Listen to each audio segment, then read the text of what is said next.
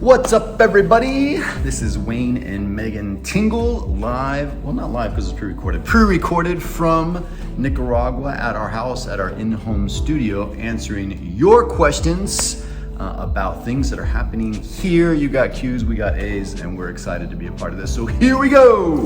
Question number 1.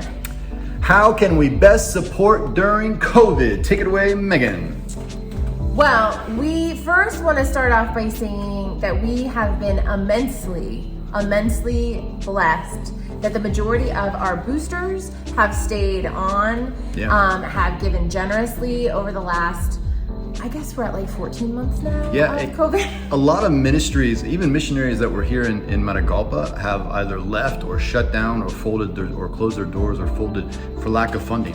And we are really blessed with some great people that support us. And I know a lot of you out there in the audience, you're nodding your head thinking, I'm one of those people. I'm talking about you, man. That's awesome, and we appreciate you. Additionally, corporately, as a congregation, Bethlehem Lutheran Church supports Wayne and I personally, and we appreciate that. So I think the first place people go when you're talking about support is financial, and again, we are super grateful. So we would just say, please stay the course, keep doing what you're doing. It's going great. Another way that you can support is by praying for us. We have thankfully not had one case of COVID amongst our team, amongst our family. We've all been healthy, almost healthier than we've been in the past. I think it's because of the not touching. There's really mass everywhere we go. But that doesn't mean that the day-to-day trials and tribulations aren't sometimes a lot.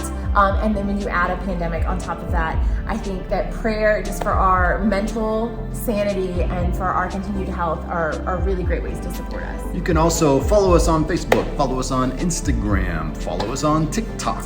When I edit it, I'll put the things here. Yeah? I'm gonna point here. You gotta put like one right here? Here. Oh, down here? Down here. Okay. Yeah, following us, really social media for us is a huge deal. So following us on social media, liking our content, sharing our content, that kind of stuff, that's a big one for us. It's very easy to do, and we appreciate it every time somebody does it. And if you have friends or family members that you think would be interested in what we're doing and getting on one of those support ways, sharing our stuff via social media is a super easy way to show your support. Yep. All right, so this next question comes from our friend Dolores Jarabeck. Hi. And she wanted to know, are you seeing increased growth? No, are you seeing growth or increased community participation? And she was specifically asking about school attendance. And I will say there was a time last year where things got really kind of dicey. The government was demanding that students go to school. Parents were thinking sending their kids to school was a bad idea. And as far as school participation goes, when we got back to class in February, which is when our school year started, they've definitely been seeing the kids come back like normal, and that's been really good. As far as community participation and what we're doing, we've actually had moms come and volunteer. We have more students in the nutrition program and more students in the enrichment program now than we did back in March before we had to shut down. So we are seeing an increased desire to be involved in our programs. And then as we were doing the to-go meals and things like that, we actually peaked. At one point, we were handing out 160 meals every lunch period. And that is because there were kids that aren't necessarily gonna come and eat now that we're in the enrichment center, but like sibling groups and things like that, where we knew that we were able to help the whole family, or even families that just needed to get through that space. So that's been really encouraging. Yeah, absolutely, I agree with everything Megan just said, as usual. So yes, we love increase. How is the literacy program going? And this question comes from Sam Double D. What's up, Sam? Double D. We love the literacy program. Man, we wanted to do it for a long time. We did it, we kind of launched it with Lydia, right? We had the portable library, which was a great thing that happened. And then we moved into the center, and then we kind of spent some time trying to figure out the best way to do it. Elizabeth Colby is a missionary that works for us. She's on staff, and it's kind of her heartbeat, this whole literacy thing. So she took that ball and ran with it and started this like I love reading time. So we don't really call it a literacy program as much as we call it like a loving to read program. And what are we calling it? Is there a better word for it?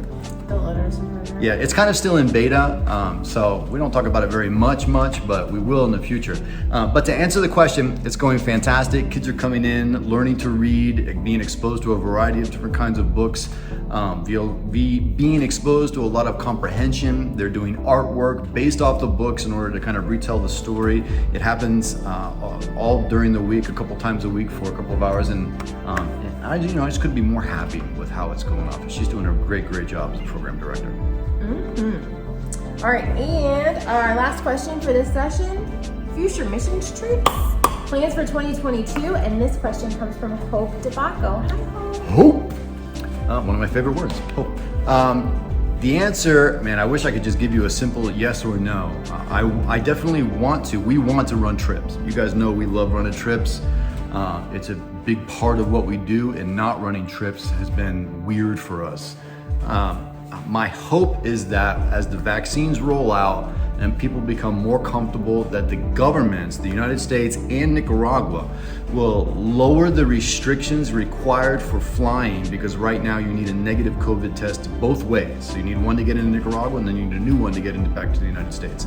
That is really what is stopping the process for us. Is we can't take people to the Ministry of Health to get negative COVID tests in Nicaragua. It's not feasible for us. I don't know what you guys say, like when you have inclement weather coming, but as Floridians, when there's a hurricane on the way, one of the things that we like to say is that we're cautiously optimistic. Cautiously optimistic? Cautiously optimistic that it's just going to turn and go into the ocean or whatever. I thought you were going to say hunker down. No, not hunker down. So we are cautiously optimistic that in 2022 we'll be able to welcome teens back in a safe and happy and wonderful serving way. Yeah, that's our prayer. I hope that's your prayer as well. We're going to join together in agreement on that. Amen. All right, well, that is that for this batch of questions. Thank you so much for submitting these great questions. We love answering them, and we'll catch you next time. Bye. Bye.